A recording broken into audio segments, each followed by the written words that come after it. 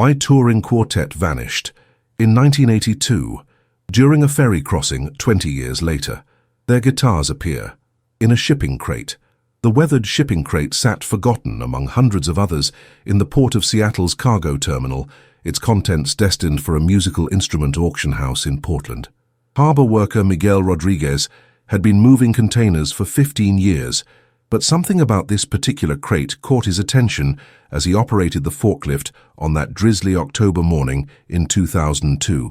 The wood was aged, darker than the others, and bore shipping labels that looked decades old rather than the typical few weeks. When the crate split open during transport, spilling its contents across the wet asphalt, Miguel's weathered hands trembled as he knelt beside the scattered instruments.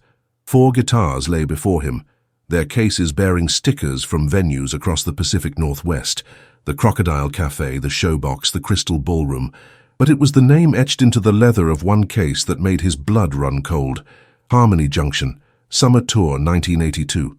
Miguel had lived in Seattle his entire life. He remembered the story that had captivated the region 20 years earlier, when 4 young musicians had vanished without a trace during what should have been a routine ferry crossing from Anacortes to the San Juan Islands. The band, Harmony Junction, had been rising stars in the folk rock scene, their harmonious blend of acoustic guitars and haunting vocals earning them a devoted following throughout Washington state and beyond. The discovery sent shockwaves through the local music community within hours. Sarah Chen, the younger sister of Harmony Junction's lead guitarist Danny Chen, received the call at her downtown Seattle law office, where she worked as a public defender. At 38, Sarah had built a successful career fighting for the underrepresented, but she had never stopped fighting for her brother and his bandmates, rhythm guitarist Marcus Thompson, bassist Elena Rodriguez, and drummer Kevin Walsh. "Are you certain these are their instruments?" Sarah asked Detective Lieutenant Patricia Hawkins, who had been a rookie officer when the original case went cold. The 2 women stood in the evidence room of the Seattle Police Department, looking down at the 4 guitars that had been carefully arranged on a long metal table.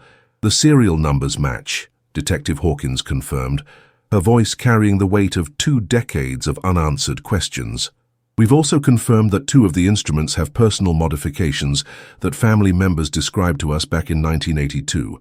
Your brother's Yamaha has that distinctive mother-of-pearl inlay work he did himself, and Marcus Thompson's Martin has the crack in the soundboard that he refused to have repaired because he said it gave the guitar character." Sarah traced her finger along the familiar wood grain of Danny's guitar, memories flooding back of summer evenings when he would sit on their parents' porch, working on new songs while she did homework at the kitchen table.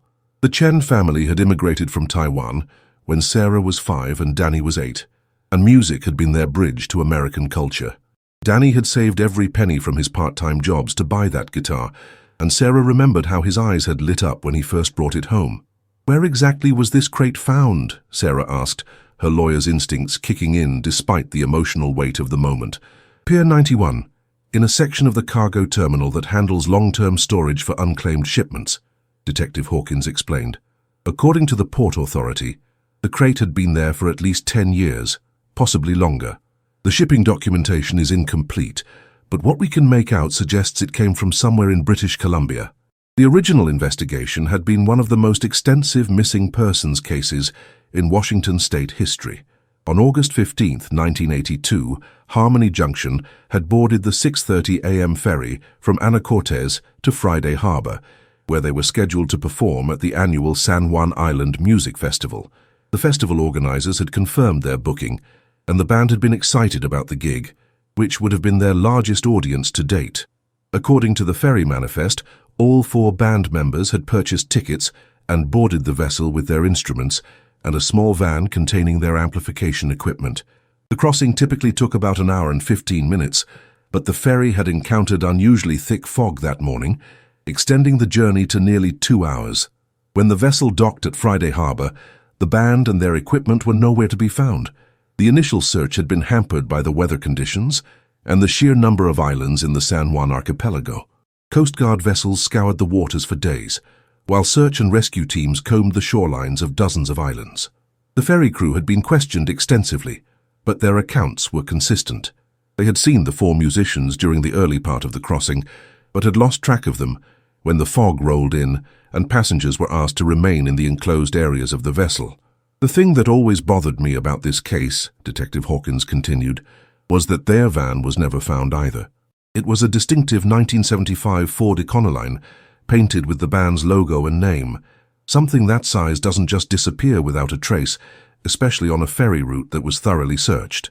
Sarah nodded, remembering the countless hours she had spent as a college student creating and distributing missing persons flyers throughout the Pacific Northwest.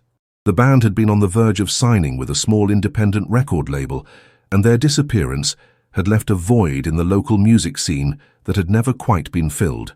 "I need to contact the other families," Sarah said, her voice steadying as she shifted into the role she had reluctantly assumed over the years as the unofficial spokesperson for the victims' families. "Marcus's parents are still alive, though they moved to Arizona a few years ago. Elena's brother still lives in Bellingham, and Kevin's sister is in Portland." As Sarah prepared to leave the police station, Detective Hawkins handed her a business card. "There's something else you should know. The discovery of these instruments has attracted attention from the FBI. They're sending someone from their cold case unit to review the evidence. Given the potential for interstate transportation of stolen goods, this could become a federal investigation." The drive home to her Capitol Hill apartment gave Sarah time to process the implications of the discovery. For 20 years, she had oscillated between hope and despair, never quite able to accept that her brother and his friends were gone forever, but also unable to maintain the exhausting vigilance that had defined the first few years after their disappearance. The guitar's emergence raised more questions than answers. How had they ended up in a shipping crate in Seattle? Why had they been separated from the musicians? And most importantly, what had happened to Danny, Marcus, Eleanor, and Kevin during those fog-shrouded hours on the ferry? As Sarah pulled into her driveway, she noticed a familiar figure waiting on her front porch. James Walsh, Kevin's older brother, had driven up from Portland as soon as he heard the news. The two had maintained a close relationship over the years, bonded by their shared loss and their refusal to accept the official conclusion that their siblings had somehow fallen overboard during the crossing. "I can't believe it's really happening," James said, embracing Sarah as she approached the front door. "After all these years, we finally have something concrete to work with." Inside Sarah's apartment, the two spread out copies of the original case files that Sarah had obtained through various Freedom of Information Act requests over the years. The documents painted a picture of a thorough but ultimately fruitless investigation, hampered by jurisdictional complications and the vast search area. "Look at this," James said, pointing to a ferry crew manifest from August 1982. 3 of the crew members from that crossing left their jobs within 6 months of the incident. 2 of them moved out of state. Sarah examined the document more closely. "I remember the detective mentioning this during the original investigation, but they said it wasn't unusual for ferry workers to have high turnover rates." "Maybe not," James replied, "but it's worth looking into now that we have new evidence. I've been thinking about hiring a private investigator to work parallel to whatever the police are doing." The conversation was interrupted by Sarah's phone ringing. The caller ID showed a number she didn't recognize, but the voice on the other end was unmistakably official. "Ms. Chen, this is Special Agent Rebecca Martinez with the FBI's Cold Case Unit. I understand you're the family contact for the Harmony Junction case. I'd like to schedule a meeting with you and the other family members to discuss the recent discovery and our involvement in the investigation." As Sarah scheduled the meeting for the following morning, she felt a mixture of hope and trepidation. The discovery of the guitars had reopened a wound that had never fully healed, but it also represented the first real progress in the case since those terrible days in August 1982. That evening, Sarah stood in her kitchen, looking out at the Seattle skyline as she prepared dinner. The city lights twinkled in the distance, and she found herself thinking about Danny's dreams of making it as a professional musician. He had been so talented, so dedicated to his craft, and so excited about the possibilities that lay ahead for Harmony Junction. The band had been more than just 4 friends who played music together. They had been a family, bound by their shared passion and their belief that their music could make a difference in the world. Their disappearance had left a hole not just in their biological families, but in the entire Pacific Northwest music community. As Sarah prepared for bed, she made a mental list of the questions she wanted to ask the FBI agent. Where had the guitars been for the past 20 years? How had they ended up in that shipping crate? Were there any fingerprints or other forensic evidence that might provide clues? But the question that haunted her most was the one that had kept her awake for countless nights over the past 2 decades. What had really happened to her brother and his bandmates during that fog-shrouded ferry crossing in 1982? The FBI field office in downtown Seattle buzzed with renewed energy as Special Agent Rebecca Martinez spread the Harmony Junction case files across the conference table. At 45, Martinez had spent 15 years working cold cases, but the mystery of the vanished quartet had captured her imagination in ways that surprised even her. The discovery of the guitars represented the first tangible break in a case that had stumped investigators for 2 decades. Sarah Chen arrived at the Federal Building, accompanied by James Walsh and 2 other family members who had driven up from their respective homes. Elena Rodriguez's younger brother David, now a high school teacher in Bellingham, and Marcus Thompson's elderly father, Robert, who had flown in from Phoenix despite his wife's concerns about his health. "Before we begin," Agent Martinez said, settling into her chair across from the family members, "I want to assure you that this investigation would be conducted with the thoroughness and resources that a case of this magnitude deserves. The discovery of these instruments has elevated this from a local missing persons case to a potential federal crime involving interstate transportation and possible homicide." The conference room fell silent as the weight of that last word settled over the group. For 20 years, the families had clung to various theories about what might have happened to their loved ones, but the possibility that they had been murdered had always been the most difficult to contemplate. "Can you walk us through what the original investigation uncovered?" David Rodriguez asked, his voice steady despite the emotional circumstances. As the youngest sibling among the group, he had been only 16 when his sister Elena had vanished, but he had spent the intervening years pursuing his own amateur investigation into the case. Agent Martinez opened the first file folder, revealing photographs of the Ferry MV Spokane, the vessel that had carried Harmony Junction on their final journey. The original investigation was conducted jointly by the San Juan County Sheriff's Office, the Washington State Patrol, and the Coast Guard. They interviewed every crew member, every passenger who could be located, and searched extensively throughout the San Juan Islands. She spread out a series of maps showing the ferry route and the locations where search efforts had been concentrated. The challenge was the weather conditions that morning. The fog was so thick that visibility was reduced to less than 50 feet at times. Passengers were instructed to remain in the enclosed areas of the ferry for safety reasons. "But someone must have seen something," James Walsh interjected. 4 people and their instruments can't just disappear into thin air." "That's where things get interesting," Agent Martinez replied, pulling out a stack of witness statements. "We have conflicting accounts from the ferry crew. The ticket agent remembers selling tickets to 4 young people with guitar cases, but the deck crew has varying recollections of seeing the band during the crossing." She pointed to a highlighted section in one of the reports. Chief Engineer William Morrison stated that he saw 4 people near the stern of the vessel around 7:15 a.m., approximately 45 minutes into the crossing. But Ferry Captain Douglas Henley later said he specifically instructed all passengers to move to the enclosed areas due to the fog conditions, and that his crew had confirmed compliance with that instruction. Sarah leaned forward, studying the documents. "That's a significant discrepancy. If the captain ordered everyone inside, why would the chief engineer have seen passengers on the deck?" "Exactly the question we need to answer," Agent Martinez confirmed. "I've been reviewing the original case files, and there are several inconsistencies that weren't adequately resolved during the initial investigation." The agent pulled out a folder containing photographs of the 4 musicians, images that brought back a flood of memories for the family members present. Danny Chen's bright smile and confident posture, Marcus Thompson's serious expression as he tuned his guitar, Elena Rodriguez's infectious laugh, and Kevin Walsh's focused intensity behind his drum kit. "Let's talk about the band's activities in the weeks leading up to their disappearance," Agent Martinez continued.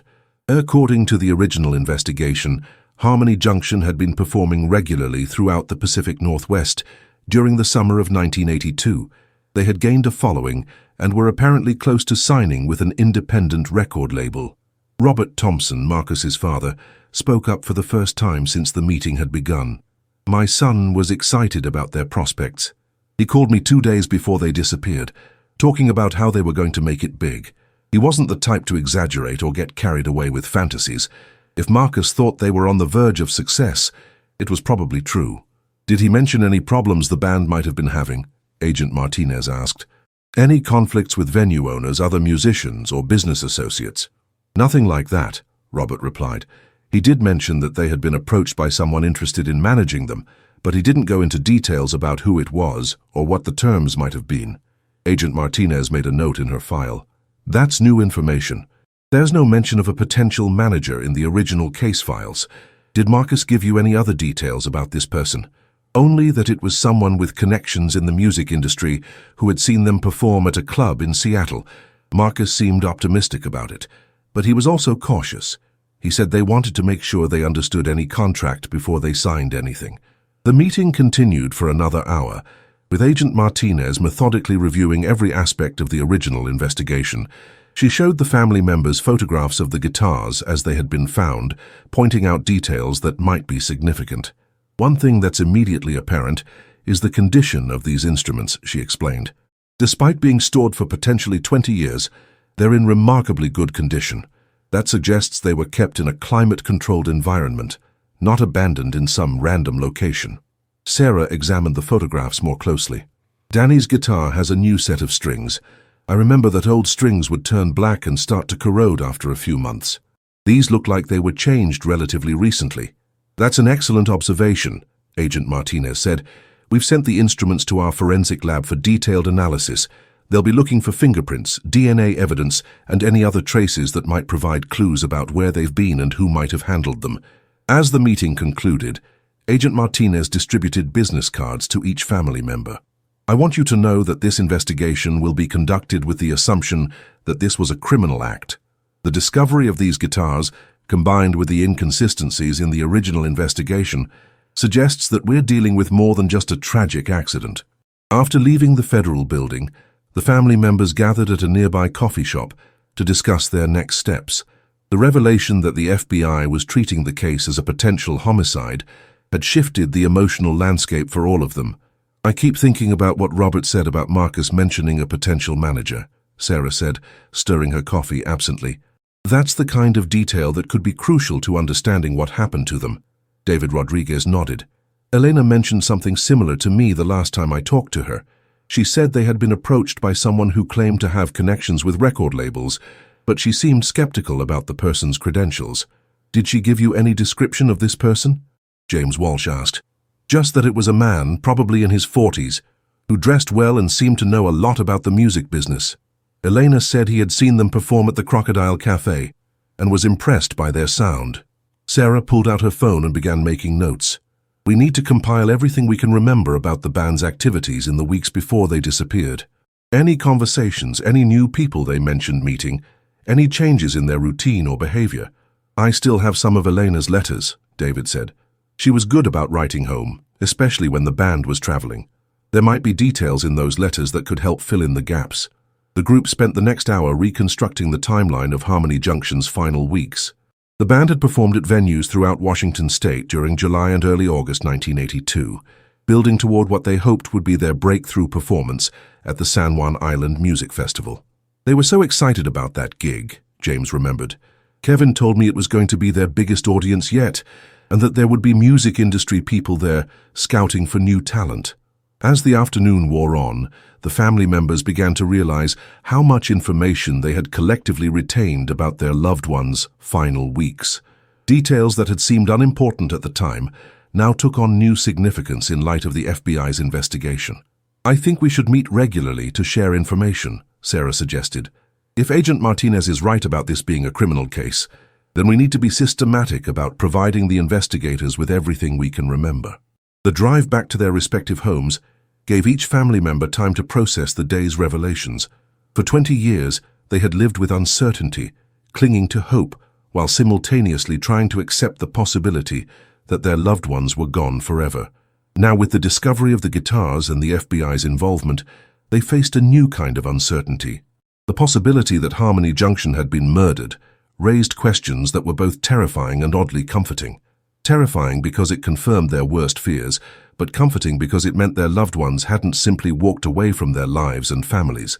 As Sarah pulled into her driveway that evening, She felt a sense of purpose that had been absent from her life for years. The investigation was just beginning, but for the first time in 2 decades, she felt like they were moving toward answers rather than away from them. Inside her apartment, she pulled out a box of mementos from Danny's life. Photographs, letters, program notes from Harmony Junction's performances, and a cassette tape of the band's only known recording.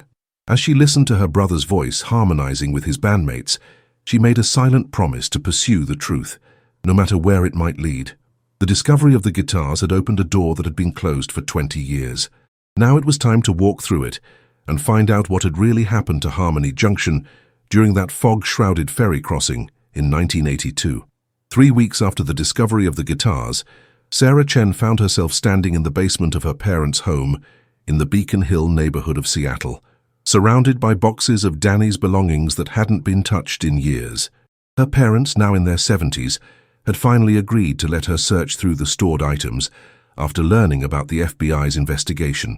"I kept everything," her mother, Lin Chen, said softly as she descended the basement stairs, carrying a cup of tea for her daughter. "I could not bear to throw away anything that belonged to Danny. Perhaps somewhere in all of this there are answers." Sarah opened the first box, revealing a collection of concert programs, ticket stubs, and photographs from Harmony Junction's performances throughout the Pacific Northwest. As she sorted through the items, she began to see patterns that hadn't been apparent during the original investigation. The band had been performing regularly at venues that were part of a specific circuit of clubs and concert halls, many of them managed by the same booking agency.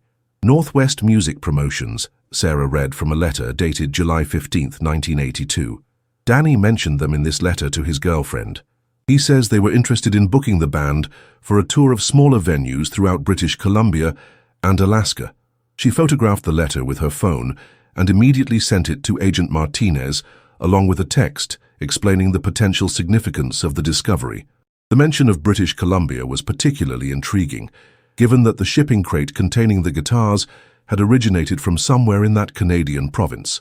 The next box contained Danny's personal correspondence, including letters from record labels, booking agents, and other musicians. Sarah had always known that her brother was meticulous about keeping records, but she was surprised by the volume of business-related correspondence he had maintained. One letter, dated August 10, 1982, caught her attention immediately. It was from someone named Robert Morrison, who identified himself as a talent scout for an independent record label called Pacific Sound Records. The letter expressed interest in Harmony Junction and requested a meeting to discuss potential recording opportunities. "I will be in the Seattle area during the 2nd week of August and would like to arrange a meeting with you and your bandmates," Morrison had written. "I understand you have a performance scheduled at the San Juan Island Music Festival on August 15th. Perhaps we could meet after your performance to discuss possibilities." Sarah's hands trembled as she read the letter. The name Robert Morrison was familiar, but she couldn't immediately place where she had heard it. She called Agent Martinez, who answered on the first ring. "Agent Martinez, I've found something important. There's a letter from someone named Robert Morrison claiming to be a talent scout. He wanted to meet with the band after their performance at the San Juan Island Music Festival." "Robert Morrison," Agent Martinez repeated, and Sarah could hear the sound of papers rustling in the background. "That name is familiar. Give me a moment to check something." After a brief pause, Agent Martinez came back on the line. "Sarah, I need you to bring that letter to the FBI office immediately. Robert Morrison was the uncle of William Morrison, the chief engineer on the ferry who claimed to have seen the band members on the deck during the crossing." The connection sent a chill down Sarah's spine. The man who had wanted to meet with Harmony Junction was related to one of the ferry crew members who had given contradictory statements about the band's disappearance. This was no coincidence. Within an hour, Sarah was back at the FBI field office, the letter carefully preserved in a plastic sleeve. Agent Martinez had assembled a team of investigators to review the new evidence and explore its implications. "This changes everything," Agent Martinez explained, as she examined the letter under magnification. "We now have a direct connection between someone who wanted to meet with the band and a crew member who was on the ferry when they disappeared." The investigation team began pulling together information about Robert Morrison and his alleged record label, Pacific Sound Records. Initial searches revealed that no such record label had ever been registered in Washington State, California, or any other state in the Pacific Northwest. It's looking more and more like Robert Morrison was using a false identity, Agent Martinez told Sarah. We're running background checks on him and his nephew William Morrison, the ferry engineer. Meanwhile, Sarah continued her search through Danny's belongings, now with a greater sense of urgency. She found a notebook containing the band's touring schedule, including dates, venues, and contact information for various promoters and booking agents. Several entries mentioned meetings with R. Morrison in the weeks leading up to their disappearance.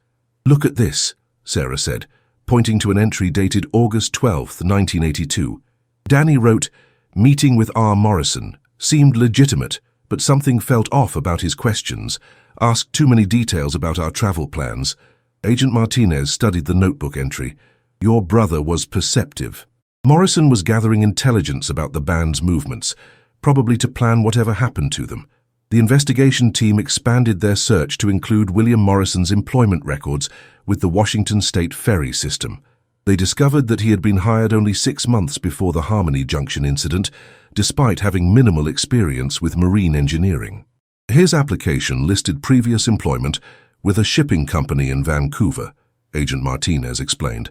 But when we contacted that company, they had no record of him ever working there. The web of deception was becoming clearer, but it also raised more questions. If Robert Morrison was using a false identity to contact the band, and if his nephew William had obtained his ferry job under false pretenses, then the disappearance of Harmony Junction was clearly a planned criminal act rather than a tragic accident. Sarah's phone rang as she was driving home from the FBI office. The caller ID showed David Rodriguez's number. "Sarah, I found something in Elena's letters that I think you need to see," David said, his voice tense with excitement. She wrote about a man who approached her after one of their performances in July. She described him as well-dressed, probably in his 40s, with a slight accent that she couldn't place. "That matches what we know about Robert Morrison," Sarah replied. "What else did she say about him?"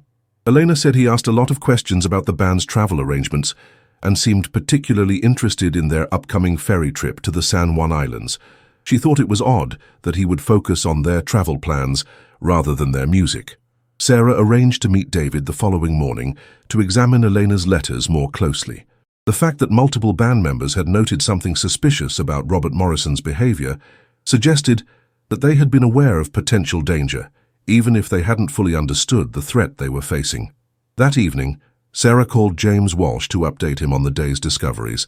James had been conducting his own investigation into the ferry crew members who had left their jobs shortly after the incident, and he had uncovered information that dovetailed with the FBI's findings.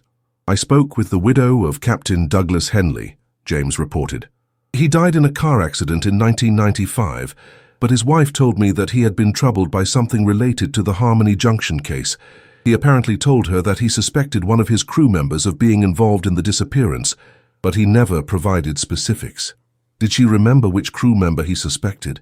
She wasn't certain, but she thought it was someone in the engineering department. That would fit with what we know about William Morrison. As the pieces of the puzzle began to fall into place, Sarah felt a mixture of satisfaction and apprehension. The discovery of Robert Morrison's connection to the case represented a major breakthrough, but it also confirmed that her brother and his bandmates had been the victims of a carefully planned crime. The next morning, Sarah met with Agent Martinez to discuss the investigation's next steps. The FBI had obtained search warrants for any remaining records related to William Morrison's employment with the ferry system, and they were working with Canadian authorities to investigate the mysterious shipping crate that had contained the guitars. "We're also looking into the possibility that Morrison is still alive," Agent Martinez explained. "If he is, we need to find him and bring him to justice. If he's not, we need to understand the full scope of what happened to the band and recover their remains." Sarah nodded, understanding that the investigation was entering a more intensive phase. The discovery of Robert Morrison's involvement had transformed the case from a cold case review into an active criminal investigation, complete with suspects and motives. As she prepared to leave the FBI office, Agent Martinez handed her a business card for a victim's rights advocate. "I want you to know that this investigation may uncover details that are difficult to process. The advocate can help you and the other family members navigate the emotional aspects of what we might discover." Sarah tucked the card into her purse, knowing that she would probably need the support in the coming weeks. The investigation was moving quickly now, and she had a feeling that the answers they had been seeking for 20 years were finally within reach. But she also knew that those answers might come at a cost. The truth about what had happened to Harmony Junction during that fog-shrouded ferry crossing was likely to be more disturbing than anything the families had previously imagined. As Sarah drove home through the streets of Seattle, she thought about Danny's dreams of musical success and the bright future that had been stolen from him and his bandmates. The investigation was about more than just solving a crime. It was about restoring dignity to 4 young people whose lives had been cut short by a predator who had exploited their trust and ambition. The discovery of Robert Morrison's involvement was just the beginning. Now the real work of bringing justice to the victims of this long-hidden crime could finally begin. The breakthrough came on a rainy Thursday morning in November 2002, when Agent Martinez received a call from Royal Canadian Mounted Police Detective Inspector Claire Dubois in Vancouver. The Canadians had been investigating the shipping crate that contained the guitars, and their findings were about to blow the Harmony Junction case wide open. "We've traced the storage facility where that crate was held," Detective Dubois explained during a conference call that included Sarah Chen and the other family members. The guitars were stored in a warehouse in Richmond, British Columbia, for 18 years before being shipped to Seattle.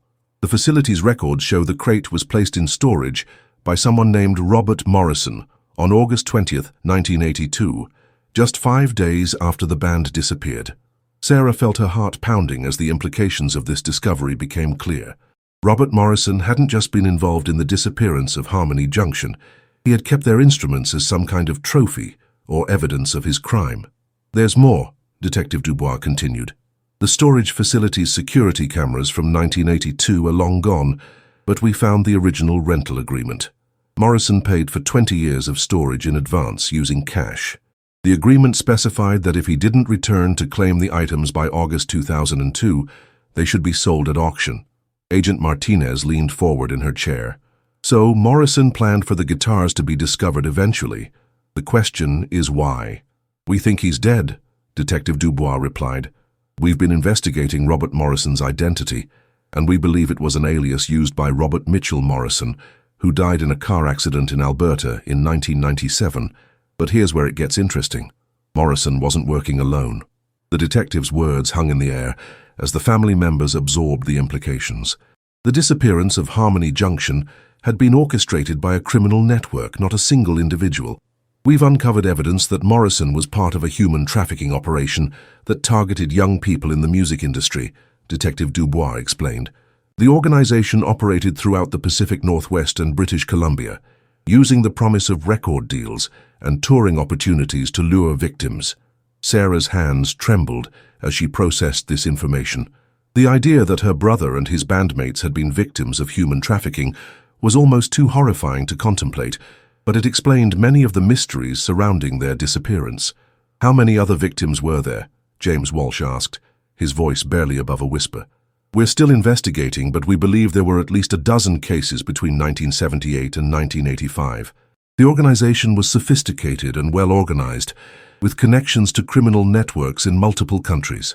Agent Martinez pulled out a map of the Pacific Northwest and began marking locations with red pins.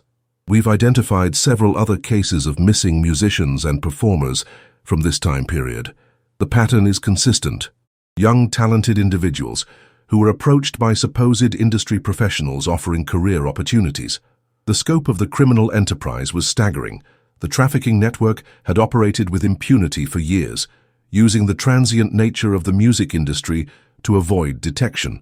Musicians were accustomed to traveling frequently and meeting strangers, making them ideal targets for predators. "What happened to the victims?" Sarah asked, though she dreaded the answer. "Based on our investigation of similar cases, we believe they were transported to locations where they were forced to work in various illegal enterprises," Detective Dubois replied. "Some may have been sold to international criminal organizations. Others may have been held in remote locations and forced to work in illegal operations." The room fell silent as the family members struggled to process the horrific reality of what their loved ones had likely endured. The romantic notion of a tragic accident had been replaced by the nightmare of systematic exploitation and abuse. "We need to focus on finding evidence that can lead us to the other perpetrators," Agent Martinez said. her voice steady despite the emotional weight of the revelations. Morrison may be dead, but the network he was part of may still be active. Over the following weeks, the investigation expanded to include law enforcement agencies from multiple jurisdictions. The FBI's Behavioral Analysis Unit created a profile of the trafficking network, while agents worked with international partners to trace the movement of victims and identify additional perpetrators. Sarah found herself becoming deeply involved in the investigation, using her legal background to help analyze evidence and coordinate with victim advocacy groups. The discovery that Danny and his bandmates had been victims of trafficking had transformed her grief into a burning determination to bring justice to all the victims of this criminal enterprise. "We've identified William Morrison's real identity," Agent Martinez told Sarah during one of their regular briefings. His name was actually William Robert Chen, and he was Robert Morrison's nephew. He used a false identity to get the job on the ferry, probably to provide inside assistance for the trafficking operation. The revelation that the ferry engineer had been using a false identity similar to her own family name was particularly disturbing to Sarah. It suggested that the criminals had been monitoring the Chen family, or had chosen the name deliberately to create confusion. "We've also discovered that the ferry route between Anacortes and the San Juan Islands was used regularly by the trafficking network," Agent Martinez continued. "The isolated nature of the islands and the complex jurisdictional issues made it an ideal location for their operations. The investigation team had uncovered evidence that suggested several remote islands in the San Juan archipelago had been used as temporary holding facilities for trafficking victims. The thick forests and rugged terrain provided perfect cover for illegal activities, while the sparse population made it unlikely that criminal operations would be detected. We're organizing search teams to investigate several suspected locations," Agent Martinez explained. "Ground-penetrating radar has identified potential burial sites on 3 different islands. We may finally be able to recover the remains of Harmony Junction and other victims." Sarah felt a mixture of hope and dread at the prospect of finally learning the fate of her brother and his bandmates. The discovery of their remains would provide closure for the families, but it would also confirm the worst fears they had harbored for 20 years. The search efforts were complicated by the passage of time and the challenging terrain of the search areas. Vegetation had grown over potential burial sites, and the constant exposure to Pacific Northwest weather had likely compromised any physical evidence that might have been preserved. "Even if we don't find remains, we have enough evidence to pursue prosecutions against surviving members of the trafficking network," Agent Martinez assured the family members. "We've identified at least 3 individuals who are still alive and may have been involved in the Harmony Junction case." The investigation had also revealed connections between the trafficking network and other criminal organizations, including drug smuggling operations and money laundering schemes. The scope of the criminal enterprise was far larger than anyone had initially imagined. As winter approached, Sarah found herself reflecting on the journey that had brought them to this point. The discovery of the guitars had been just the beginning of a much larger and more complex investigation. The truth about what had happened to Harmony Junction was finally emerging, but it was more horrifying than anything the families had previously imagined. "I keep thinking about how excited Danny was about their future," Sarah told Agent Martinez during one of their meetings. "He had no idea that the opportunities he was so eager to pursue would lead to such a terrible fate." "The victims couldn't have known," Agent Martinez replied. "These criminals were sophisticated predators who knew exactly how to exploit the hopes and dreams of young musicians. Your brother and his bandmates were not naive. They were targeted by experts who had perfected their methods over many years." The investigation had also revealed the extent to which the trafficking network had infiltrated the legitimate music industry. Several talent agents, venue owners, and record label executives had been either directly involved in the criminal operation or had turned a blind eye to suspicious activities in exchange for financial benefits. "We're looking at this as a conspiracy that reaches into multiple levels of the music industry," Agent Martinez explained. "The corruption was systemic, which is why the trafficking network was able to operate for so long without being detected." As the investigation continued, Sarah began to understand that the case of Harmony Junction was part of a much larger story about the vulnerability of young people pursuing careers in the entertainment industry. The trafficking network had exploited the power dynamics and lack of oversight that characterized the music business in the 1980s. What we're uncovering here has implications far beyond this specific case, Agent Martinez told the assembled family members during a briefing in December 2002. This investigation may lead to changes in how law enforcement approaches missing persons cases involving young people in the entertainment industry. The discovery of the trafficking network had transformed the Harmony Junction case from a cold case review into one of the most significant criminal investigations in Pacific Northwest history. The implications reached far beyond the 4 missing musicians, touching on issues of exploitation, corruption, and the failures of multiple institutions to protect vulnerable young people. As 2002 drew to a close, Sarah felt a sense of cautious optimism about the progress of the investigation. The truth about what had happened to her brother and his bandmates was finally emerging, and there was hope that justice would finally be served for the victims of this long-hidden criminal enterprise. But she also knew that the most difficult part of the journey was still ahead. The search for remains would continue, and the prosecution of surviving perpetrators would require years of careful legal work. The road to justice would be long and difficult, but for the first time in 20 years, it seemed achievable. The first arrest came without warning on a frigid February morning in 2003, when FBI agents surrounded a modest house in Everett, Washington. Thomas Bradley, now 68 years old, had been living under an assumed name for the past 15 years, working as a part-time music teacher and believing that his involvement in the Harmony Junction case had been buried forever. Sarah Chen watched from across the street as agents led the handcuffed man to a waiting vehicle. Bradley had been identified as one of the key organizers of the trafficking network, responsible for recruiting young musicians and coordinating their disappearances. His arrest represented the first major breakthrough in bringing the surviving perpetrators to justice. "He doesn't look like a monster," Sarah murmured to Agent Martinez, who stood beside her observing the arrest. "He looks like somebody's grandfather." "That's what made him so effective," Agent Martinez replied. Bradley presented himself as a benevolent mentor figure, someone who wanted to help young musicians achieve their dreams. The victims trusted him because he seemed trustworthy. The arrest had been the culmination of months of investigation, during which federal agents had carefully built a case against Bradley using evidence from multiple sources. Financial records showed that he had received substantial payments from the trafficking network, while witness testimony placed him at several locations where musicians had been recruited. Back at the FBI field office, Sarah and the other family members were briefed on the evidence against Bradley. The man who had seemed so grandfatherly had been responsible for the disappearances of at least 8 young musicians, including Harmony Junction. Bradley's role was to identify promising young performers and establish contact with them, Agent Martinez explained. He would attend concerts and festivals, looking for musicians who were talented but not yet established.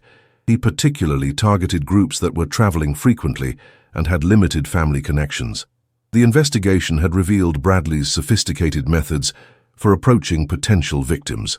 He would research the bands extensively, learning about their music, their ambitions, and their personal circumstances.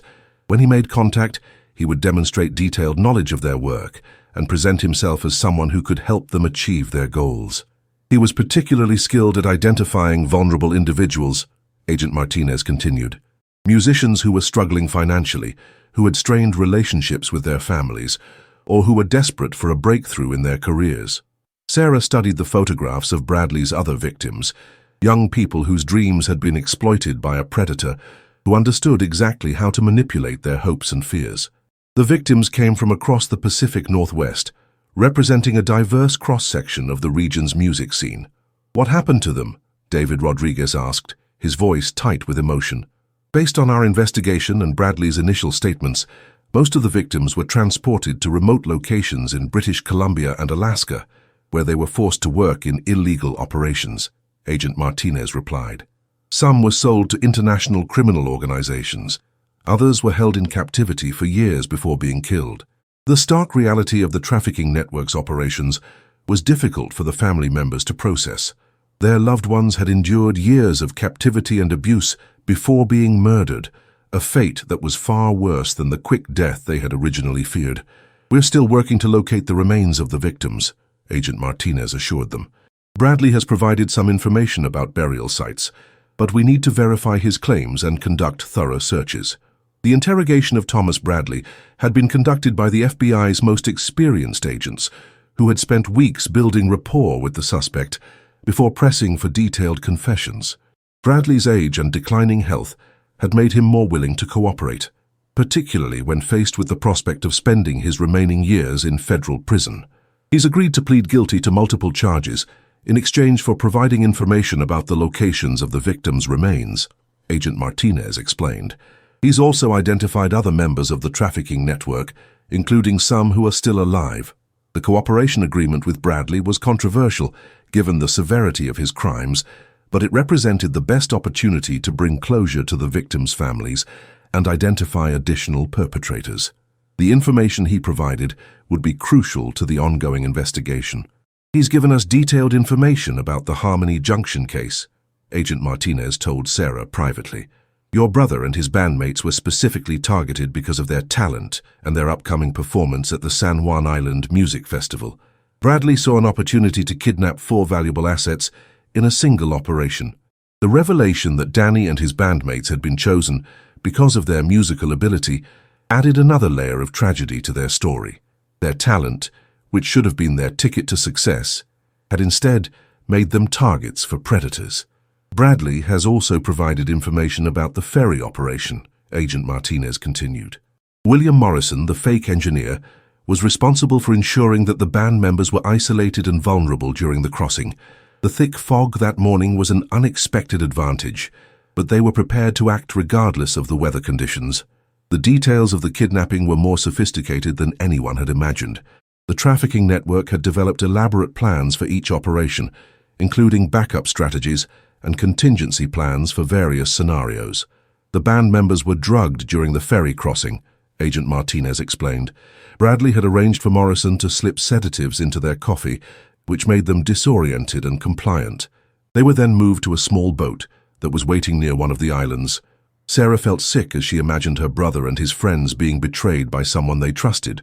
The trafficking network had exploited the basic human tendency to trust others, turning the victims' openness and optimism against them.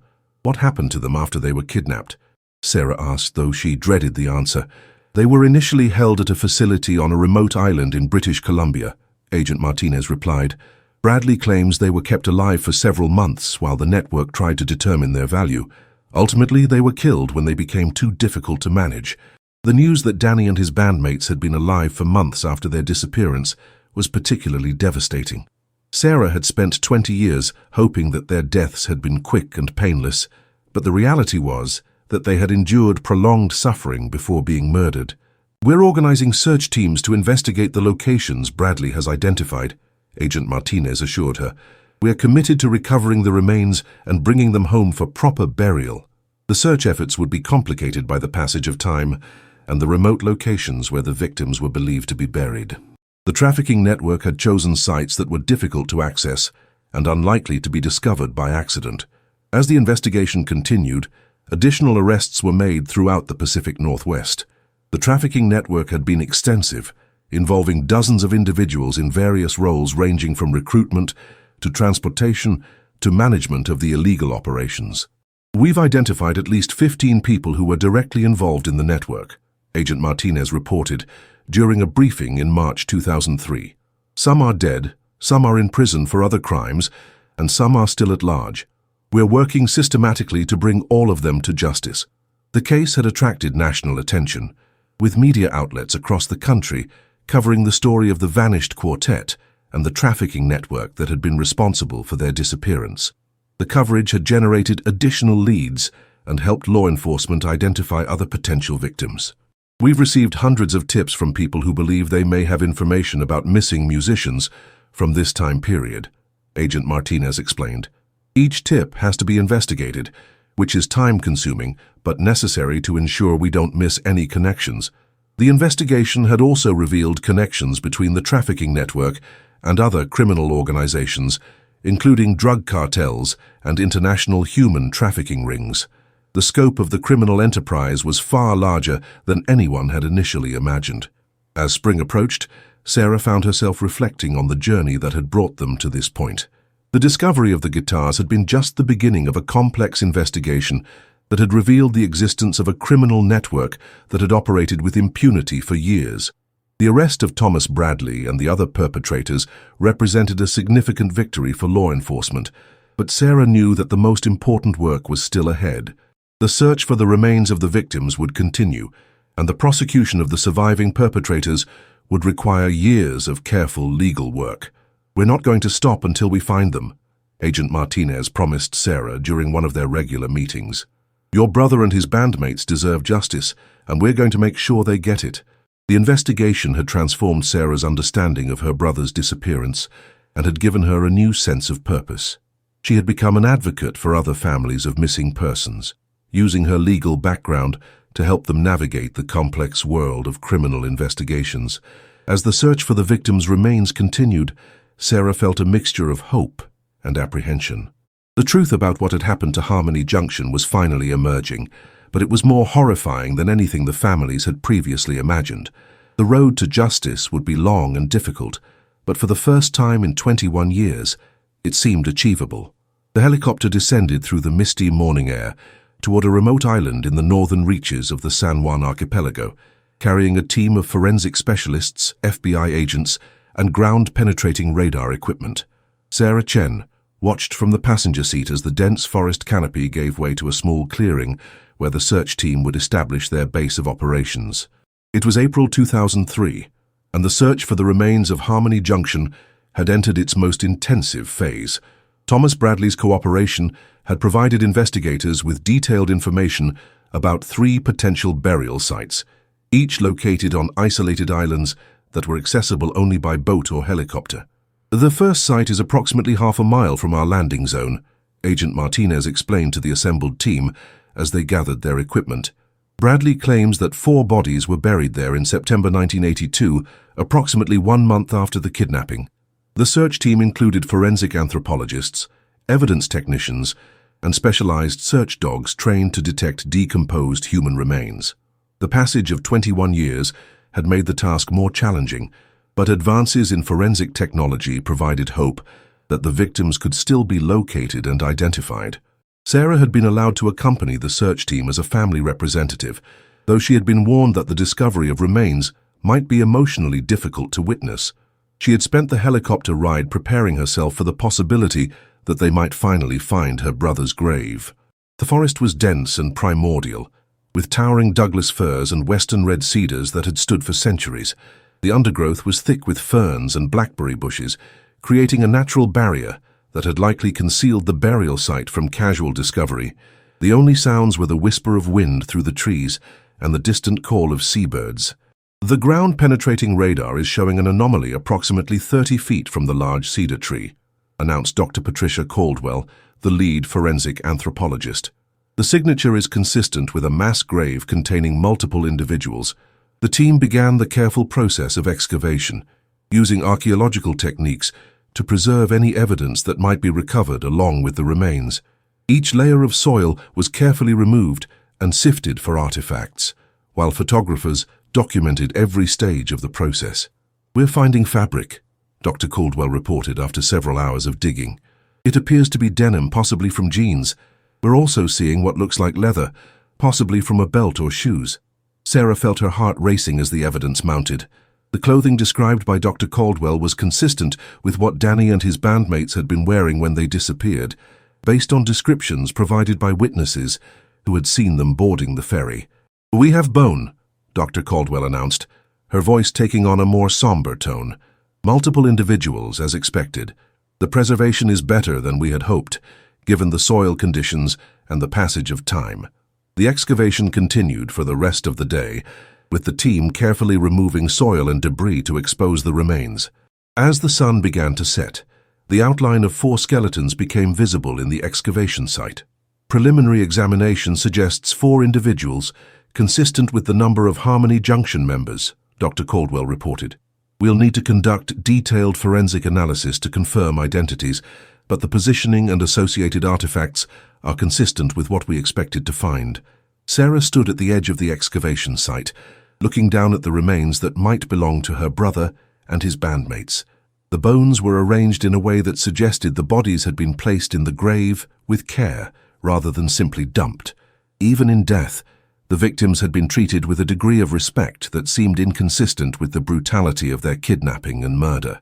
Bradley told us that the victims were killed when they became too difficult to manage, Agent Martinez explained quietly. He claims they were shot, but we'll need to examine the bones for evidence of trauma to confirm his story.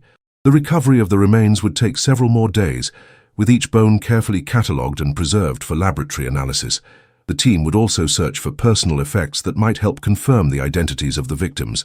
"We're finding musical items," Dr. Caldwell announced on the second day of excavation. "A guitar pick, what appears to be a harmonica, and some jewelry that might be significant." Sarah recognized the description of the harmonica immediately. Danny had always carried a small harmonica with him, a gift from their grandfather that he considered a good luck charm. The discovery of the instrument provided strong evidence that they had found the right burial site. "There's also a ring," Dr. Caldwell continued. "It's a class ring from the University of Washington with the initials MT engraved on the inside." Marcus Thompson had graduated from the University of Washington with a degree in music theory before joining Harmony Junction. The discovery of his class ring provided additional confirmation that the remains belonged to the missing musicians. As the excavation continued, more personal effects were recovered from the grave. Elena Rodriguez's distinctive silver necklace, Kevin Walsh's leather bracelet, and Danny's wallet, still containing his driver's license and several photographs. "The personal effects are remarkably well preserved," Dr. Caldwell explained. "The soil conditions and the depth of the burial created an environment that protected organic materials from decomposition." The discovery of the personal effects provided emotional closure for the families, but it also raised new questions about the circumstances of the victims' deaths. The careful preservation of their belongings suggested that the killers had taken time to collect and bury the items, rather than simply disposing of them. "Bradley's story is starting to check out," Agent Martinez told Sarah as they watched the excavation work. "The positioning of the bodies, the presence of personal effects, and the location of the burial site all match his description of what happened. The forensic analysis of the remains would take several weeks, but preliminary examination suggested that the victims had been killed by gunshot wounds to the head. The positioning of the bodies indicated that they had been executed while kneeling, a method that was consistent with the trafficking network's operational procedures. "We're also finding evidence of restraints," Dr. Caldwell reported. "Rope fibers around the wrists and ankles suggesting that the victims were bound before they were killed." The evidence painted a picture of the victims' final moments that was both tragic and infuriating. Danny and his bandmates had been held captive for weeks, enduring abuse and exploitation before being executed and buried in an unmarked grave on a remote island. "The important thing is that we've found them," Agent Martinez told the assembled family members during a briefing at the FBI field office. "They can finally be laid to rest with dignity, and the people responsible for their deaths can be held accountable." The discovery of the remains had provided the evidence needed to pursue additional charges against Thomas Bradley and other members of the trafficking network. The case would now move forward to trial, with the possibility of multiple life sentences for the surviving perpetrators. "We're also continuing to search for other victims," Agent Martinez explained. "Bradley has provided information about additional burial sites, and we're working to locate and recover those remains as well." The search for Harmony Junction had become part of a larger effort to bring justice to all victims of the trafficking network. The discovery of the musicians' remains had energized the investigation and provided hope that other families might finally receive answers about their missing loved ones. As the remains were transported to the FBI laboratory for detailed analysis, Sarah felt a mixture of relief and sadness. The 21-year search for her brother and his bandmates was finally over, but the truth about their fate was more horrifying than anything she had imagined. The recovery of the remains also marked the beginning of a new phase in the investigation. With physical evidence of the murders, prosecutors would be able to build stronger cases against the surviving members of the trafficking network. The road to justice would be long and difficult, but the discovery of the burial site had provided the foundation needed to pursue convictions. "We're not going to stop until everyone responsible for these crimes is brought to justice," Agent Martinez promised Sarah as they stood together overlooking the excavation site. "Your brother and his bandmates deserve nothing less." The discovery of the burial site had transformed the Harmony Junction case from a missing persons investigation into a homicide prosecution. The remains would provide crucial evidence for the upcoming trials, while the personal effects would help the families finally lay their loved ones to rest. As the search team prepared to leave the island, Sarah took one last look at the excavation site where her brother's remains had been found. The forest was already beginning to reclaim the disturbed earth, but the memory of what had been discovered there would endure forever.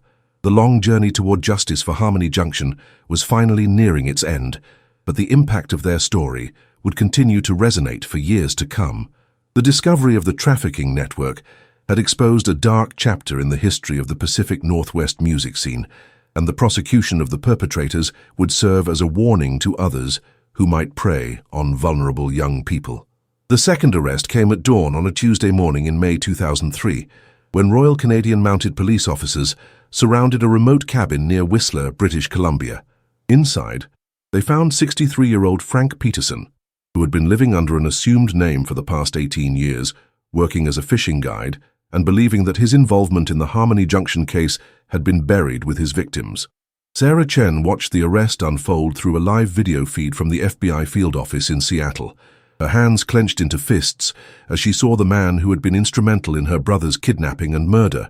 Peterson had been Thomas Bradley's partner in the trafficking network, responsible for transportation and logistics of the illegal operation.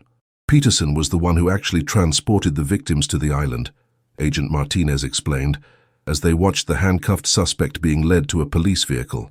Bradley identified him as the boat captain who moved Harmony Junction from the ferry to the burial site. The arrest had been coordinated between American and Canadian law enforcement agencies, with extradition proceedings already underway to bring Peterson to the United States to face charges. His capture represented another significant victory in the ongoing investigation, but it also revealed the extent to which the trafficking network had operated across international borders. "We're finding that the network was much more sophisticated than we initially realized," Agent Martinez continued. "They had safe houses, transportation routes, and communication systems that spanned multiple countries. Peterson was a key figure in the Canadian operations. The investigation had revealed that Peterson had been involved in the trafficking network since the mid-1970s, years before the Harmony Junction case. He had been responsible for moving dozens of victims throughout the Pacific Northwest and British Columbia, using his knowledge of remote waterways and his legitimate business as a fishing guide to avoid detection.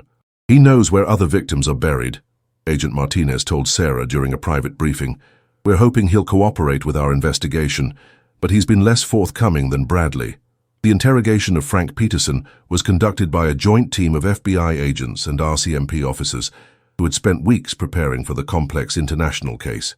Peterson's extensive knowledge of the trafficking network made him a valuable source of information, but his decades of criminal activity had also made him extremely cautious about revealing details that might incriminate him further. He's admitted to being involved in the transportation of victims, but he's claiming that he was just following orders from higher-ups in the organization, Agent Martinez explained. He's trying to minimize his role and shift blame to others. The investigation had revealed that Peterson had been present during the kidnapping of Harmony Junction, serving as the boat captain who transported the drugged musicians from the ferry to the island where they were ultimately murdered. His intimate knowledge of the case made him a crucial witness, but his reluctance to cooperate fully was frustrating for investigators. "We're using evidence from the burial site to pressure him for more information," Agent Martinez told Sarah. "The forensic analysis of the remains has provided details that only someone who was present during the murders would know." The forensic examination of the Harmony Junction remains had been completed at the FBI laboratory in Quantico, Virginia, providing crucial evidence for the prosecution. The victims had been killed by gunshot wounds to the head, executed while kneeling in a manner consistent with the trafficking network's standard operating procedures. "The ballistics evidence shows that the same weapon was used to kill all 4 victims," Agent Martinez explained. "We're hoping that weapon can be traced back to one of the perpetrators." The investigation had also revealed that Peterson owned several firearms that were consistent with the murder weapon, though the actual gun used in the killings had never been recovered. The trafficking network had been careful to dispose of evidence that might link them to their crimes.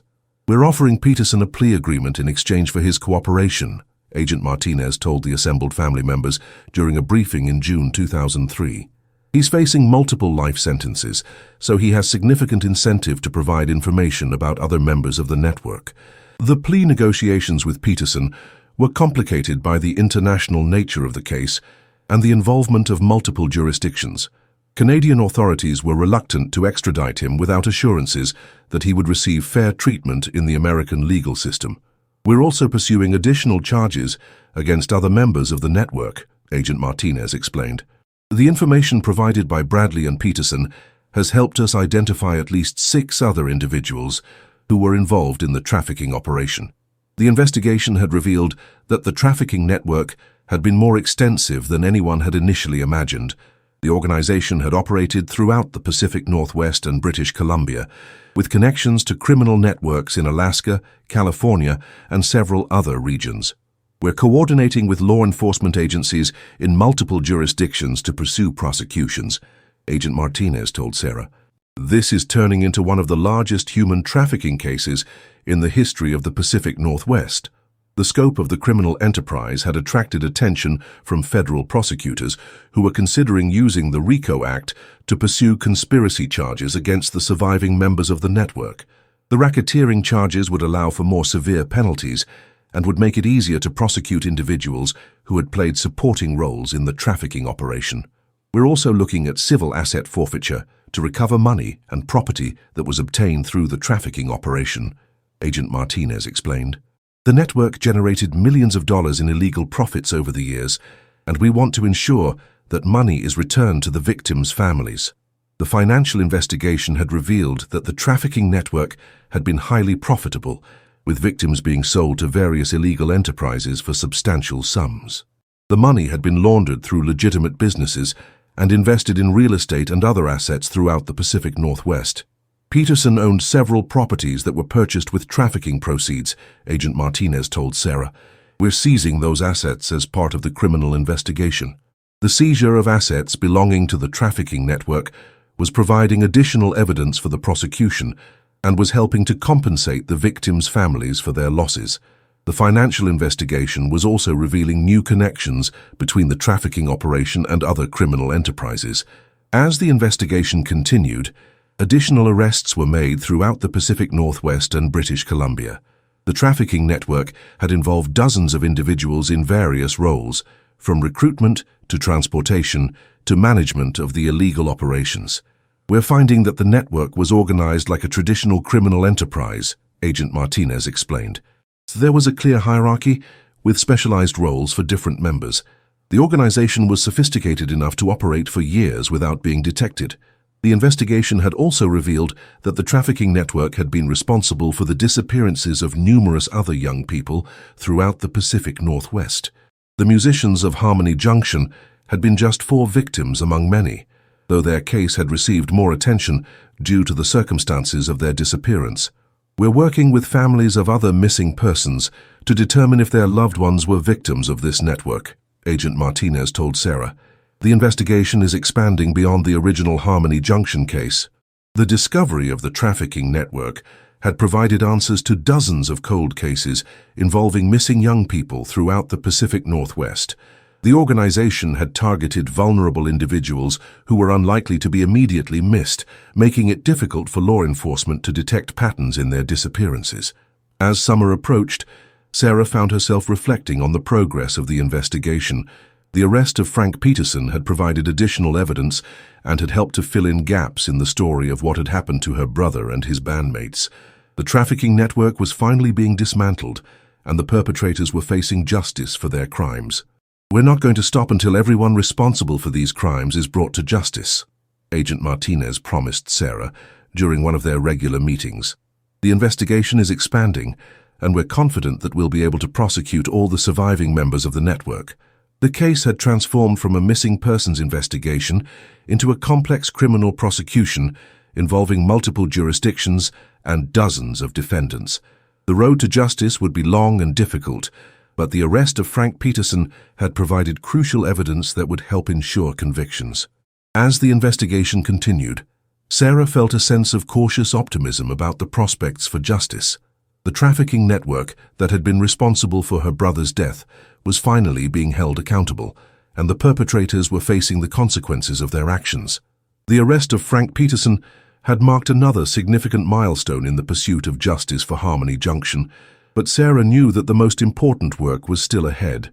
The trial of the surviving perpetrators would be complex and emotionally challenging, but it would provide an opportunity to tell the full story of what had happened to her brother and his bandmates. The federal courthouse in Seattle was packed with media representatives, family members, and law enforcement officials as the trial of Thomas Bradley and Frank Peterson began in September 2003. Sarah Chen sat in the front row of the gallery, flanked by the other Harmony Junction family members, as they prepared to hear the full truth about what had happened to their loved ones 21 years earlier. Assistant U.S. Attorney Michael Davidson stood before the jury, his voice steady and authoritative, as he delivered his opening statement. Ladies and gentlemen of the jury, this is a case about the systematic exploitation and murder of 4 young musicians whose only crime was pursuing their dreams of musical success. The prosecution's case was built on evidence gathered during the extensive investigation, including testimony from Thomas Bradley, forensic evidence from the burial site, and financial records that documented the trafficking network's operations. The story that emerged was more horrifying than anyone had imagined. The defendants operated a sophisticated criminal enterprise that targeted vulnerable young people throughout the Pacific Northwest, Davidson continued. They used the promise of career opportunities to lure victims into their web, then transported them to remote locations where they were forced to work in illegal operations before ultimately being murdered. Frank Peterson sat at the defense table, his face impassive as the prosecutor outlined the charges against him. His attorney had argued that he was merely a low-level participant in the trafficking network, following orders from higher-ups who were now dead, but the evidence suggested that Peterson had been a key figure in the organization, responsible for transportation and logistics. The prosecution will show that Frank Peterson was not just a boat captain, Davidson told the jury. He was an integral part of a criminal organization that was responsible for the deaths of dozens of young people, including the 4 members of Harmony Junction. The first witness called by the prosecution was Thomas Bradley, who had agreed to testify against his former partner in exchange for a plea agreement. Bradley took the stand wearing an orange jail jumpsuit, his appearance dramatically different from the grandfatherly figure he had presented during his years as a music teacher. "I was involved in a criminal organization that operated throughout the Pacific Northwest from the mid-1970s through the mid-1980s, Bradley testified, his voice barely above a whisper. Our primary business was the kidnapping and trafficking of young people, particularly those involved in the entertainment industry. Bradley's testimony provided a detailed account of how the trafficking network had operated. The organization had used legitimate businesses as fronts, including talent agencies, recording studios, and transportation companies. They had established safe houses and holding facilities throughout the region, often in remote locations that were difficult for law enforcement to find. We targeted young musicians because they were accustomed to traveling and meeting strangers, Bradley explained. They were also less likely to be immediately missed if they disappeared, especially if they were estranged from their families or were living transient lifestyles. The prosecutor led Bradley through a detailed account of the Harmony Junction case, from the initial contact with the band through their eventual murder. The story that emerged was one of careful planning and ruthless execution. I first became aware of Harmony Junction in July 1982, when I attended one of their performances at the Crocodile Cafe in Seattle, Bradley testified. They were talented musicians with a growing following, and they fit the profile of victims that our organization typically targeted. Bradley described how he had approached the band members individually, presenting himself as a talent scout with connections to record labels. He had spent weeks building relationships with the musicians, learning about their backgrounds and their ambitions. I told them I was working with a record label that was interested in signing them, Bradley continued. I said we wanted to meet with them after their performance at the San Juan Island Music Festival to discuss a recording contract. The plan had been to kidnap the band members during their ferry crossing to the music festival. Bradley had arranged for his nephew, William Morrison, to obtain a job on the ferry under a false identity, providing inside assistance for the trafficking operation. William was responsible for drugging the band members during the crossing, Bradley testified. He slipped sedatives into their coffee, which made them disoriented and compliant. They were then moved to a small boat that was waiting near one of the islands. Frank Peterson had been the boat captain responsible for transporting the drugged musicians from the ferry to a remote island where they were initially held. The thick fog that morning had provided perfect cover for the operation, though the traffickers had been prepared to act regardless of the weather conditions. "We took them to a facility on a remote island in British Columbia," Bradley continued. "The plan was to hold them there while we determined their value and found buyers for them. The victims had been held captive for nearly a month, during which time they had been forced to perform for potential buyers and had endured various forms of abuse. The traffickers had attempted to break their spirits and make them compliant, but the musicians had proven more resilient than expected. They kept trying to escape," Bradley testified. "They were constantly planning ways to get away, and they refused to cooperate with our demands. They were becoming more trouble than they were worth." The decision to kill the Harmony Junction members had been made in September 1982, when the traffickers determined that the musicians were too difficult to manage and too risky to keep alive. The execution had been carried out by Frank Peterson, who had shot each victim in the head while they were kneeling. "Frank was responsible for the actual killings," Bradley testified, his voice breaking slightly. He said it was necessary to eliminate the witnesses, and he carried out the executions himself. The bodies had been buried in a remote location on the island, along with the victims' personal effects. The traffickers had kept the musical instruments as trophies, eventually storing them in a warehouse where they remained for nearly 20 years. "We kept the guitars because they were valuable," Bradley explained. "The plan was to sell them eventually, but we never got around to it. They were stored in a warehouse in Richmond, British Columbia, until the storage fees ran out." The cross-examination of Thomas Bradley was conducted by Peterson's defense attorney, who attempted to portray Bradley as an unreliable witness who was trying to minimize his own culpability by exaggerating his former partner's role in the crimes. "Mr. Bradley, isn't it true that you're testifying against my client in exchange for a reduced sentence?" the defense attorney asked. "Yes, that's correct," Bradley replied. "I have a plea agreement with the government. And isn't it true that you have every incentive to lie about Mr. Peterson's role in these crimes in order to protect yourself?" "I'm telling the truth about what happened," Bradley insisted. "Frank Peterson was a key figure in our organization, and he was responsible for the transportation and murder of the victims." The defense attorney pressed Bradley on inconsistencies in his testimony and attempted to cast doubt on his credibility. But the prosecution had corroborating evidence from multiple sources, including forensic evidence from the burial site and financial records that supported Bradley's account of the trafficking operation. The second phase of the trial focused on the forensic evidence recovered from the burial site. Dr. Patricia Caldwell, the forensic anthropologist who had led the excavation, testified about the condition of the remains and the evidence they had provided about the victims' deaths. The skeletal remains showed clear evidence of gunshot wounds to the head, Dr. Caldwell testified. The positioning of the bodies and the nature of the injuries were consistent with execution-style killings. The personal effects recovered from the burial site provided additional evidence about the victims' identities and the circumstances of their deaths.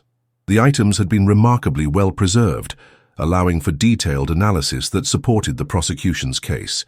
The victims' personal belongings were buried with them, Dr. Caldwell explained. This suggests that the perpetrators took time to collect and preserve the items rather than simply disposing of them. The financial evidence presented by the prosecution painted a picture of a sophisticated criminal enterprise that had generated millions of dollars in illegal profits. The trafficking network had operated like a business, with careful record-keeping and systematic procedures for managing their operations. The defendants maintained detailed records of their victims and the profits generated from their trafficking activities, testified FBI forensic accountant Jennifer Walsh. These records show that the organization was highly profitable and operated for nearly a decade. The prosecution's case took 3 weeks to present, with testimony from dozens of witnesses and the introduction of hundreds of pieces of evidence. The story that emerged was one of systematic exploitation and murder, carried out by a criminal organization that had operated with impunity for years. As the prosecution rested its case, Sarah Chen felt a mixture of relief and sadness. The truth about what had happened to her brother and his bandmates was finally being told in a court of law, but the details were more horrifying than anything she had imagined. The defense case was brief, focusing primarily on arguments that Frank Peterson had been a low-level participant in the trafficking network who had been following orders from higher-ups. The defense attorneys did not dispute the basic facts of the case, but argued that their client deserved a lesser sentence due to his limited role in the organization. Frank Peterson was not a leader in this criminal enterprise, his attorney argued during closing arguments. He was a boat captain who was following orders from Thomas Bradley and others. While his actions were wrong, he should not be held responsible for the entire scope of the trafficking operation. The prosecution's closing argument was delivered by Assistant U.S. Attorney Davidson, who reminded the jury of the evidence that had been presented and the impact of the crimes on the victims' families. The defendants operated a criminal enterprise that destroyed lives and shattered families, Davidson told the jury. They targeted young people who were pursuing their dreams and turned those dreams into nightmares. The victims of this trafficking network deserve justice, and the defendants must be held accountable for their actions. The jury deliberated for 2 days before returning with their verdict. Frank Peterson was found guilty on all charges, including conspiracy to commit kidnapping resulting in death, and operating a criminal enterprise. Thomas Bradley's guilty plea had already been accepted by the court. As the verdicts were read, Sarah felt a sense of closure that had been absent from her life for 21 years. The men responsible for her brother's death were finally being held accountable, and the truth about what had happened to Harmony Junction was finally being acknowledged. The sentencing phase of the trial would come later, but Sarah knew that both defendants would likely receive life sentences for their crimes. The trafficking network that had operated with impunity for years had finally been dismantled, and the perpetrators were facing the consequences of their actions. The sentencing hearing for Thomas Bradley and Frank Peterson took place on a cold December morning in 2003, with the federal courthouse once again packed with family members, media representatives, and law enforcement officials. Sarah Chen sat in the front row, prepared to deliver a victim impact statement that would speak for all the families affected by the trafficking network's crimes. Before the sentencing could proceed, however, Assistant U.S. Attorney Michael Davidson requested permission to present additional evidence that had been uncovered during the ongoing investigation. The scope of the trafficking network's activities had proven to be even more extensive than anyone had initially realized. Your Honor, the government has uncovered evidence of at least 37 additional victims of this trafficking network, Davidson told Judge Margaret Harrison. The investigation has revealed that the criminal enterprise operated for nearly a decade, from 1976 through 1985, and was responsible for the disappearances of dozens of young people throughout the Pacific Northwest. The revelation sent shockwaves through the courtroom. The case that had begun with the discovery of 4 guitars had evolved into one of the largest human trafficking investigations in the history of the Pacific Northwest. The implications were staggering. The defendants were part of a criminal organization that systematically targeted vulnerable young people, Davidson continued. They used the promise of opportunities in the entertainment industry to lure victims, then transported them to remote locations where they were forced to work in illegal operations before ultimately being murdered. The prosecution had been working with law enforcement agencies throughout the Pacific Northwest to identify additional victims of the trafficking network. The investigation had revealed connections to dozens of cold cases involving missing young people, many of whom had been aspiring musicians, actors, or other performers. We have identified burial sites in Washington, Oregon, British Columbia, and Alaska, Davidson explained. The network operated throughout the region, using their knowledge of remote locations and transportation routes to avoid detection. The search for additional victims had been ongoing since the discovery of the Harmony Junction burial site. Teams of forensic specialists had been working throughout the Pacific Northwest, using information provided by Thomas Bradley and other sources to locate and excavate potential grave sites. We have recovered the remains of 23 additional victims, Davidson told the court. The forensic evidence is consistent with the pattern established in the Harmony Junction case. The victims were executed and buried in remote locations, often with their personal effects. The discovery of additional victims had provided crucial evidence about the scope and duration of the trafficking network's operations. The organization had been more sophisticated and more deadly than anyone had initially imagined. The network generated millions of dollars in illegal profits, Davidson continued. The victims were sold to various criminal enterprises, including forced labor operations, illegal pornography productions, and international trafficking rings. The financial investigation had revealed that the trafficking network had been highly profitable, with victims being sold for substantial sums to various illegal enterprises. The money had been laundered through legitimate businesses and invested in real estate and other assets throughout the Pacific Northwest. We have seized assets worth over $15 million that were obtained through the trafficking operation, Davidson told the court. These assets will be used to compensate the victims' families and to fund victim services programs. The asset forfeiture proceedings had been complex, involving properties and financial accounts in multiple jurisdictions. The trafficking network had been careful to hide their profits, but the investigation had been able to trace the money through various shell companies and offshore accounts. Judge Harrison listened carefully as the prosecutor outlined the full scope of the trafficking network's activities. The case had grown far beyond the original Harmony Junction investigation, revealing a criminal enterprise that had operated with devastating effectiveness for nearly a decade. The court will consider this additional evidence during the sentencing phase, Judge Harrison announced. The defendants will have an opportunity to respond to these allegations through their attorneys. The defense attorneys for both Thomas Bradley and Frank Peterson were clearly overwhelmed by the scope of the additional evidence. Their clients had been portrayed as mid-level participants in a limited criminal operation, but the prosecution was now revealing that they had been key figures in a massive trafficking network. Your Honor, our client was not aware of the full scope of the organization's activities, Bradley's attorney argued. He was involved in a limited number of cases and should not be held responsible for the entire network's operations. The prosecution, however, had evidence that both defendants had been involved in the trafficking operation from its earliest days. Financial records showed that they had received substantial payments from the network over a period of several years, and testimony from other sources indicated that they had been involved in numerous cases beyond Harmony Junction. The evidence shows that both defendants were integral to the trafficking network's operations, Davidson argued. They were not low-level participants, but were key figures in an organization that was responsible for the deaths of dozens of young people. The victim impact statements began with Sarah Chen, who had been chosen to speak on behalf of all the families affected by the trafficking network.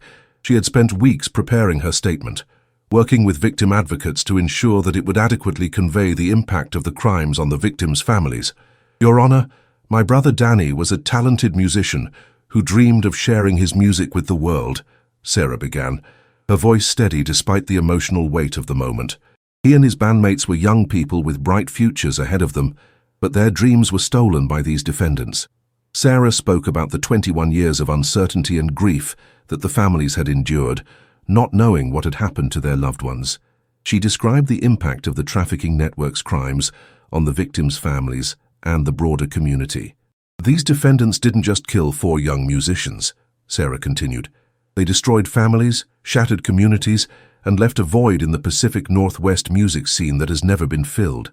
The victims of this trafficking network deserve to live full lives to pursue their dreams and to contribute to society. The other family members also delivered victim impact statements, each one adding to the emotional weight of the proceedings. The statements painted a picture of lives cut short and families forever changed by the actions of the trafficking network. We have learned that our loved ones were not the only victims of this criminal enterprise, said Janet Morrison, whose daughter had been identified as one of the additional victims. The scope of these crimes is almost too horrible to comprehend, but it's important that the court understand the full impact of what these defendants have done. The sentencing phase of the hearing lasted for 3 days, with the court hearing testimony from dozens of witnesses and reviewing hundreds of pieces of evidence. The prosecution argued for the maximum possible sentences, while the defense attorneys pleaded for their clients to receive some consideration for their cooperation with the investigation. The defendants have provided information that has helped us identify additional victims and bring closure to other families, Davidson acknowledged. However, the scope and brutality of their crimes far outweigh any mitigating factors. Judge Harrison spent several hours reviewing the evidence and the arguments presented by both sides before announcing her decision. The sentences she imposed reflected the magnitude of the crimes and the impact on the victims' families. Thomas Bradley, "You are sentenced to life in prison without the possibility of parole," Judge Harrison announced. "Frank Peterson, you are also sentenced to life in prison without the possibility of parole. The court finds that the scope and brutality of your crimes warrant the maximum possible punishment." The sentences brought a sense of closure to the families of the victims, but the investigation was far from over. Law enforcement agencies throughout the Pacific Northwest were continuing to search for additional victims and to pursue prosecutions against other members of the trafficking network. "This case has exposed a dark chapter in the history of the Pacific Northwest," Agent Martinez told the assembled media after the sentencing. "The trafficking network operated with impunity for years, but the courage of the victims' families and the dedication of law enforcement officers has finally brought justice to these victims." The investigation had also led to changes in how law enforcement agencies approached missing persons cases, particularly those involving young people in the entertainment industry. The trafficking network had been able to operate for years, partly because their victims were often dismissed as runaways or transients. "We've learned important lessons about the vulnerabilities of young people pursuing careers in entertainment," Agent Martinez explained. "The investigation has led to new protocols for investigating missing persons cases and better coordination between agencies." The case had also highlighted the need for better protection of young people in the entertainment industry. The trafficking network had exploited the power dynamics and lack of oversight that characterized the music business in the 1980s, preying on young people who were eager for opportunities and willing to trust strangers. The entertainment industry has a responsibility to protect young people who are pursuing careers in music and other performing arts, Sarah Chen told reporters after the sentencing. The victims of this trafficking network were failed by a system that didn't adequately protect vulnerable young people. The investigation had revealed that the trafficking network had been able to operate for years because of the fragmented nature of law enforcement in the Pacific Northwest. The organization had taken advantage of jurisdictional boundaries and communication gaps between agencies to avoid detection. This case has demonstrated the importance of interagency cooperation and information sharing, Agent Martinez explained. The trafficking network was able to operate across state and international boundaries, and law enforcement agencies need to work together to combat these types of crimes. The sentencing of Thomas Bradley and Frank Peterson marked the end of the primary prosecution phase of the case, but the investigation was continuing. Law enforcement agencies were working to identify and prosecute other members of the trafficking network, and the search for additional victims was ongoing. "We will continue to pursue justice for all the victims of this trafficking network," Assistant U.S. Attorney Davidson promised the families. "The investigation is far from over, and we remain committed to bringing all the perpetrators to justice." The case had transformed from a missing persons investigation into one of the most significant criminal prosecutions in the history of the Pacific Northwest. The discovery of the trafficking network had provided answers to dozens of cold cases and had brought closure to families who had been wondering about their missing loved ones for decades. 5 years after the discovery of the guitars in that Seattle shipping container, Sarah Chen stood before a crowd of more than 300 people gathered in Volunteer Park for the dedication of the Harmony Junction Memorial. The bronze statue depicted 4 young musicians with their instruments, forever frozen in a moment of creative collaboration that had been stolen from them 26 years earlier. The memorial had been funded through a combination of private donations, proceeds from the asset forfeiture of the trafficking network's property, and contributions from the Pacific Northwest music community. The statue's base bore the names of Danny Chen, Marcus Thompson, Elena Rodriguez, and Kevin Walsh, along with the names of 37 other victims of the trafficking network who had been identified during the investigation. This memorial serves as a reminder of the bright futures that were stolen from these young people, Sarah said, her voice carrying across the crowd of family members, friends, and supporters. But it also celebrates their lives and their contributions to the music community that they loved so much. The investigation that had begun with the discovery of the guitars had ultimately led to the identification and prosecution of 12 members of the trafficking network. The final defendant had been sentenced just 6 months earlier, bringing the total number of life sentences to 8 and effectively dismantling the criminal organization that had operated with impunity for nearly a decade. The impact of the case had extended far beyond the Pacific Northwest. The investigation had led to changes in how law enforcement agencies approached missing persons cases, particularly those involving young people in the entertainment industry. New protocols had been established for interagency cooperation and information sharing, helping to prevent similar crimes from occurring in the future. The Harmony Junction case has become a model for how to investigate complex trafficking networks, FBI Assistant Director Patricia Williams told the crowd. The courage of the victims' families and the dedication of law enforcement officers has not only brought justice to these victims, but has also helped protect other young people from similar fates. The memorial ceremony was attended by dozens of musicians from throughout the Pacific Northwest, many of whom had been inspired by the story of Harmony Junction to become advocates for the protection of young people in the music industry. The ceremony included performances by several local bands, creating a celebration of music that the victims would have appreciated. Danny always said that music was about bringing people together, Sarah told the crowd. I think he would be proud to see how his story has inspired so many people to work together to protect young musicians and to ensure that justice is served. The investigation had also led to the recovery of remains from 37 additional victims of the trafficking network. Each family had been able to finally lay their loved ones to rest with dignity, bringing closure to decades of uncertainty and grief. We were able to bring our children home, said Robert Thompson, Marcus's father, who had become a close friend of Sarah's during the long investigation. That's something we never thought would be possible when they first disappeared. The memorial ceremony was followed by a reception at the nearby Seattle Art Museum, where a permanent exhibit about the Harmony Junction case had been installed. The exhibit included photographs of the victims, artifacts from the investigation, and educational materials about human trafficking and the protection of young people in the entertainment industry. This exhibit serves as both a memorial to the victims and an educational tool to help prevent similar crimes, explained Museum Director Jennifer Walsh. It's important that people understand the reality of human trafficking and the vulnerabilities that young people face when pursuing careers in entertainment. The exhibit had been developed in collaboration with several anti-trafficking organizations and had already been visited by thousands of people since its installation. The museum had plans to create a traveling version of the exhibit that would be shown in schools and community centers throughout the Pacific Northwest. The legal proceedings related to the Harmony Junction case had concluded, but the work of supporting the victims' families and preventing similar crimes continued.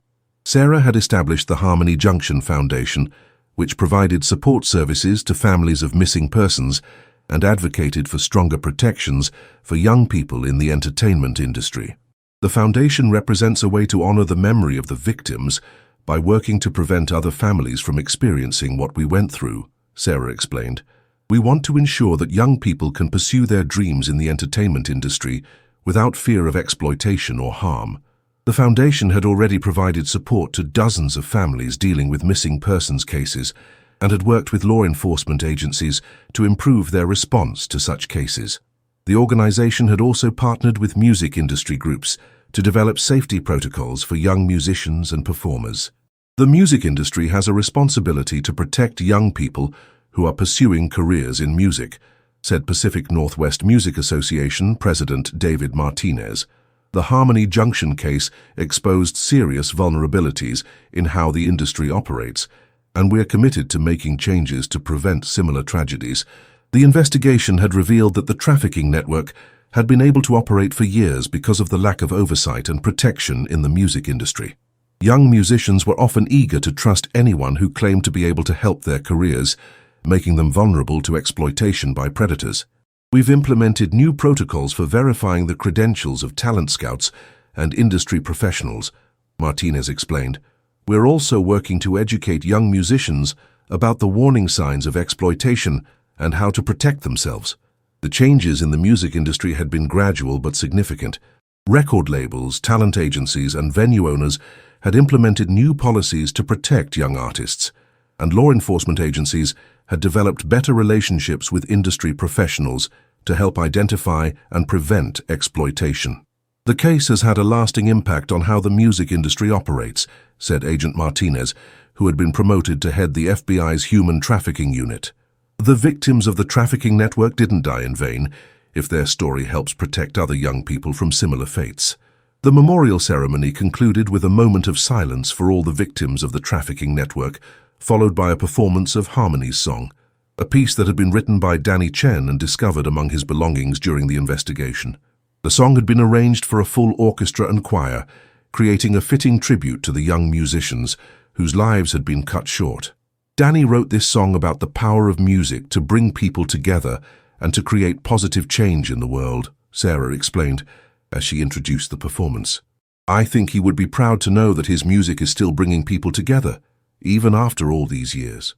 As the final notes of the song faded across the park, Sarah felt a sense of peace that had been absent from her life for nearly 3 decades.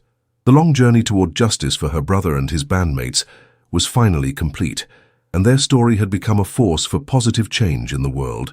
The memorial would serve as a permanent reminder of the victims of the trafficking network and the importance of protecting vulnerable young people. But more importantly, it would serve as a symbol of the power of persistence and the ability of ordinary people to bring about justice in the face of seemingly insurmountable odds. This memorial represents more than just a tribute to the victims, Sarah told the crowd as the ceremony concluded. It represents our commitment to ensuring that their story continues to make a difference in the world. It represents our promise that their lives and their dreams will not be forgotten. The crowd began to disperse as the sun set over Elliott Bay, but many people remained to examine the memorial more closely and to pay their respects to the victims. The bronze figures of the 4 young musicians would stand as a permanent reminder of the bright futures that had been stolen from them, but also as a symbol of hope that their story would help protect other young people from similar fates. As Sarah walked away from the memorial, she felt Danny's presence beside her, as if he was finally at peace knowing that justice had been served and that his story would continue to make a difference in the world. The long journey that had begun with the discovery of 4 guitars in a shipping container had finally come to an end. But the impact of the Harmony Junction case would continue to resonate for generations to come. The memorial stood as a testament to the power of love, persistence, and the pursuit of justice.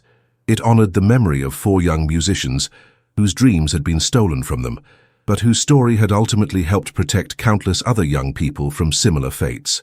In death, Harmony Junction had achieved something that had eluded them in life. They had made a lasting impact on the world through their music and their story.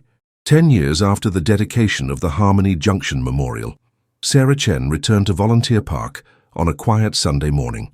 The memorial had become a pilgrimage site for musicians and music lovers from around the world, and flowers were often left at the base of the statue by visitors who had been moved by the story of the 4 young musicians.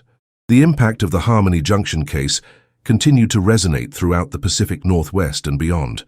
The investigation had led to the identification and prosecution of one of the largest human trafficking networks in the history of the region, and the case had become a model for how law enforcement agencies could work together to combat similar crimes. The Harmony Junction Foundation had grown into a national organization that provided support to families of missing persons and advocated for stronger protections for young people in the entertainment industry. The foundation had helped dozens of families find closure and had worked with law enforcement agencies to improve their response to missing persons cases. The case changed how we think about missing persons investigations, said FBI Assistant Director Patricia Williams, who had been promoted to head the Bureau's Missing Persons Unit. The discovery of the trafficking network showed us that apparently isolated cases can be connected, and that we need to look for patterns and connections that might not be immediately obvious. The music industry had also undergone significant changes in the years since the Harmony Junction case. New protocols had been established for verifying the credentials of industry professionals, and organizations had been created to educate young musicians about the warning signs of exploitation. The industry has become much more conscious of its responsibility to protect young artists, said Pacific Northwest Music Association President David Martinez. The Harmony Junction case was a wake-up call that led to important reforms that have helped protect countless young people. As Sarah stood before the memorial, she reflected on the long journey that had brought her to this point. The discovery of the guitars had been the beginning of an investigation that had ultimately brought justice to dozens of victims and had led to significant changes in how society protects vulnerable young people. I think Danny would be proud of what we've accomplished, Sarah said to herself, as she placed a fresh bouquet of flowers at the base of the memorial. His story has made a difference in the world, and that's all he ever wanted to do with his music. The memorial would continue to serve as a reminder of the victims of the trafficking network and the importance of protecting vulnerable young people. But more importantly, it would serve as a symbol of the power of love, persistence, and the pursuit of justice in the face of seemingly insurmountable odds. The story of Harmony Junction would continue to inspire people for generations to come, serving as a reminder that even in the darkest of circumstances, the truth can emerge and justice can prevail. The four young musicians whose lives had been cut short had ultimately achieved something that had eluded them in life. They had made a lasting impact on the world through their music and their story. In the end, the discovery of 4 guitars in a shipping container had led to one of the most significant criminal investigations in the history of the Pacific Northwest, bringing justice to dozens of victims and leading to important changes in how society protects vulnerable young people. The story of Harmony Junction would continue to resonate for generations to come, serving as a reminder of the power of music, the importance of justice, and the enduring strength of the human spirit.